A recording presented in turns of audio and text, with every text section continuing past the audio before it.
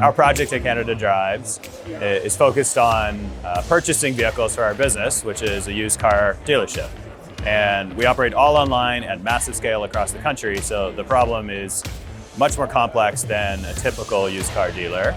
And essentially for us, we can't really succeed in our business unless we're buying good vehicles.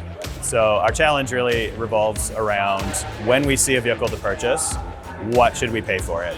And so to operate at our scale and to operate consistently, accurately, and basically fairly to the consumer, we had to use AI. So we wouldn't be able to buy thousands of vehicles a month from consumers if we were not using AI. So we can control, do we want more vehicles with less profit or less vehicles with more profit? And depending on the needs of our business, we can manage that.